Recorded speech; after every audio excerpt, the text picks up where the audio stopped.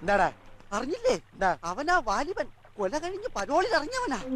ഒരുത്തനെ കമ്പിപ്പാരയ്ക്ക് അടിച്ചു കൊന്ന് 2 വർഷമായിട്ട് മുങ്ങി നടക്കുകയാണെന്ന്. പിടിക്കാൻ വന്ന പോലീസുകാരനെ സിനിമയിൽ കാണും പോലെ പറന്ന് ചവിട്ടിക്കൊണ്ടിരിക്കുക.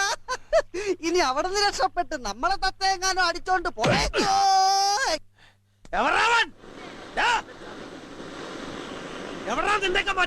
പോലീസിനെ വെട്ടിച്ച് റോക്കറ്റ് പോലെ പോയെന്നാ കേട്ടത്.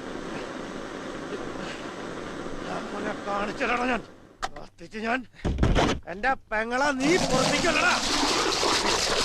അതിന്റെ മോനെ അവന്റെ പങ്കജെന്നത്തോടെ നിർത്തി ഞാൻ. അല്ല വാസുവിനെ ഇന്ന് നീ അറിയും.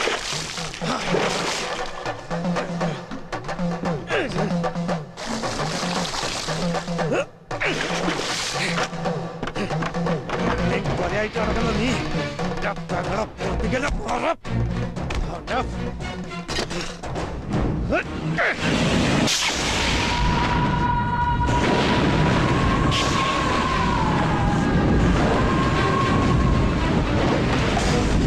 കത്തി വെണ്ണീറാവണം നീ. ഇനി അവന്റെ ഓർമ്മ പോലെ ഈ ദേശത്തുണ്ടാവരുത്. ഇനി അവൻ ഈ മല കയറി വന്ന ഈ കാട് ഞാൻ തീ വയ്ക്കും. അവനെ ചുടാൻ പറഞ്ഞേക്ക്.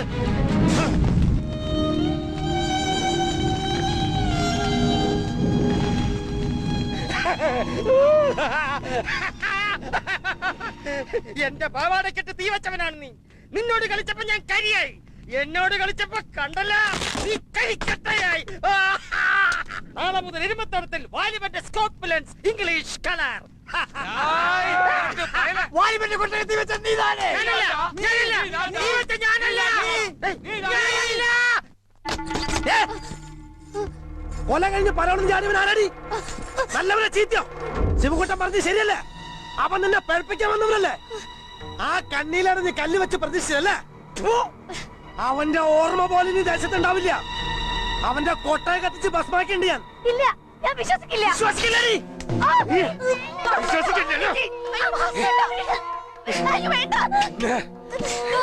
നിന്റെ തല നടക്കുമ്പോ സത്യടുത്ത് കയറൂടി. വേണ്ട, ഇനി നിന്റെ മനസ്സിൽ നിന്ന് ഓർമ്മകൾ അടിച്ചു കഴിഞ്ഞ് പടിയടച്ച് പിണ്ടം വെച്ചോ. ഇന്ന് രാത്രി ഞാനൊരു വാക്കത്തി പണിയാ. ഈ മണ്ണിൽ ഞമ്മ കാലുകുത്തിയ അവന്റെ കഴുത്ത് വെട്ടാൻ.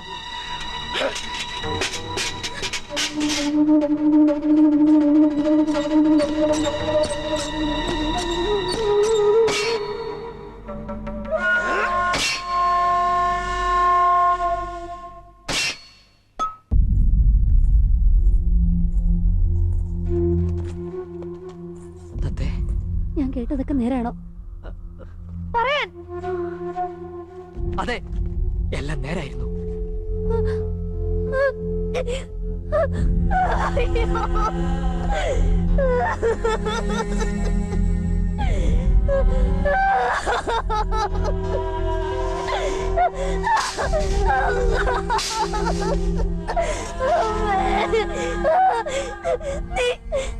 ചതിക്കായിരുന്നില്ലേ?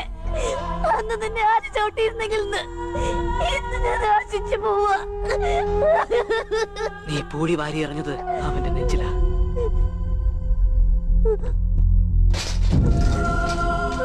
ആ നെഞ്ചിൽ സൂക്ഷിച്ച നിധിയായത് നിന്നെ ആദ്യമായി കണ്ടപ്പോ നീ വലിച്ചെറിഞ്ഞിട്ട് പോയ കാപ്പിക്കുരുമാല.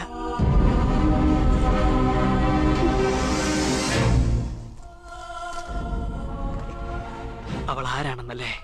ഒരേ ചോരയിൽ പിറന്ന സ്വന്തം കൂടപ്പറപ്പായവള് പങ്കജം. നീ അന്ന് ചോദിച്ച ആ കത്തിലെ അവൾ. പഠിക്കാൻ വളരെ മിടുക്കിയായിരുന്നു അവള്. മെറിറ്റിൽ അഡ്മിഷൻ കിട്ടിയ അവളെ അച്ഛൻ മെഡിക്കൽ കോളേജിൽ ചേർത്തു.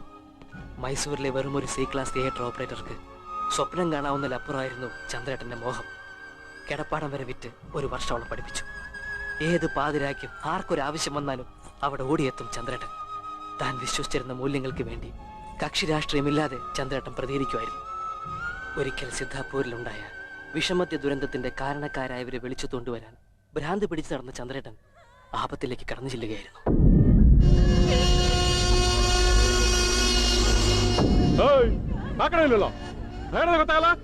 ದೊಡ್ಡದ ಬಂದ್ಬಿಟ್ಟ ಸಮಾಜ ಸೇವಕರು ಅಂದ್ಬಿಟ್ಟು ನ್ಯಾಯ ಕೇಳಕ್ ಬಂದ್ಬಿಟ್ರು. ಜಾಡ್ಸ್ ಒದ್ರ ನೋಡು ಸರ್. ಇದಕ್ಕೆ ಸರಿಯಾಗಿ ಉತ್ತರ ಸಿಗೋ ತನಕ ಈ ಚಂದ್ರ ನೀ ಜಾಗ ಬಿಟ್ಟು ಹೋಗೋ ಪ್ರಶ್ನೆನೇ ಇಲ್ಲ. ನೀವ್ ಯಾರ ಧೈರ್ಯದ ಮೇಲೆ ಹೀಗೆಲ್ಲ ಆಡ್ತಿದ್ರ ಅಂತ ನನಗೆ ಗೊತ್ತು. ഡിസ്ലേറിയുടെ ഉടമസ്ഥന് രാഷ്ട്രീയ സ്വാധീനം ഉണ്ടായിട്ടും ചന്ദ്രേട്ടന്റെ മുമ്പിൽ അവരൊന്ന് പതറി.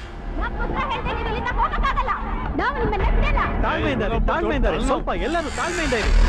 ನಾನ್ ಹಾರಾಡೋದು ನಿಲ್ಸಿದ್ರು ನಷ್ಟಪಟ್ಟವ್ರ ದುಃಖ ಕಡಿಮೆ ಆಗಲ್ಲ ಸರ್.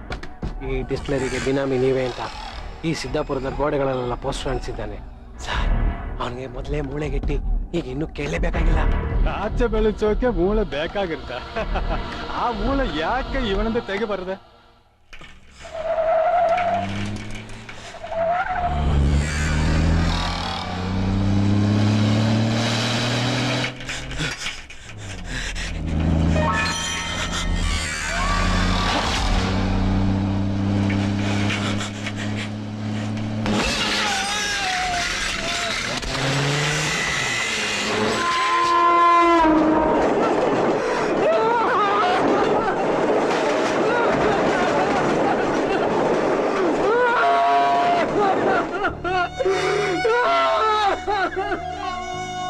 കൊല കഴിഞ്ഞ് 4-ാം പക്കം അത് ജയിച്ചതാരാണെന്ന് അറിഞ്ഞു.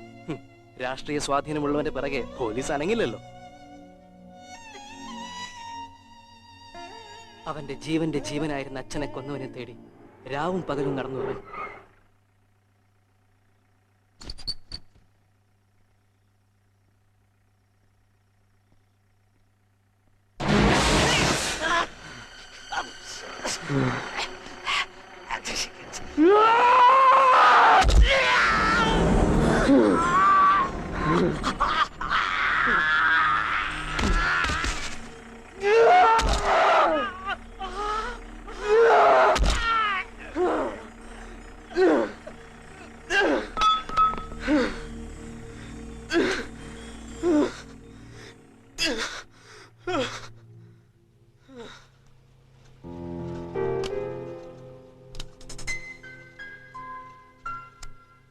എനിക്ക് ഈ ക്യാമറ വാങ്ങി തന്നപ്പോ എന്റെ അച്ഛൻ ഒരുപാട് മോഹങ്ങളുണ്ടായിരുന്നു എന്ന് എനിക്കറിയാം.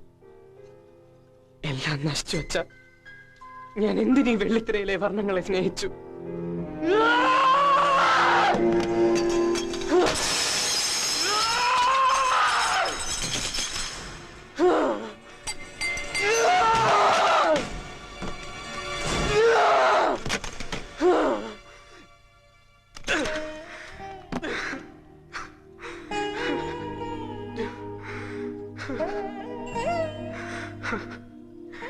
എന്റെ സ്വപ്നങ്ങളെല്ലാം തടഞ്ഞില്ലേ അമ്മ?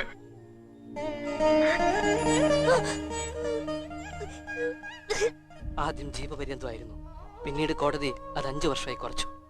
അച്ഛന്റെ മരണത്തിന് ശേഷം പെങ്ങടെ പഠിപ്പ് ഉള്ളതെല്ലാം വിറ്റ് അമ്മ 2 വർഷം കൂടെ തള്ളി നീക്കി. ഇനി മുന്നോട്ടൊരടി വെക്കാൻ ആരും സഹായിക്കാനില്ലാതെ പഠിത്തം നിന്നു പോകുമെന്ന അവസ്ഥയിൽ ഇരിക്കുമ്പോഴാണ് അമ്മയ്ക്ക് പക്ഷാഘാതം പിടിപെട്ടത്. പരോളിലിറങ്ങിയ അവൻ പിന്നീട് മടങ്ങിയില്ല. പൂട്ടിക്കിടന്നൊരു തിയേറ്റർ ഉടമയുടെ കയ്യിൽ നിന്നും ഒരു പ്രൊജക്ടർ വാടകയ്ക്കെടുത്ത് ഞങ്ങൾ ഈ പരിപാടിക്കിറങ്ങി. അവളെ പഠിപ്പിക്കാൻ കാശുണ്ടാക്കാൻ. ആ മനസ്സിൽ നിന്ന് നിന്നെ ചതിക്കാൻ ഒരു വാക്കുണ്ടാവും തോന്നുന്നുണ്ടോ തത്തെ?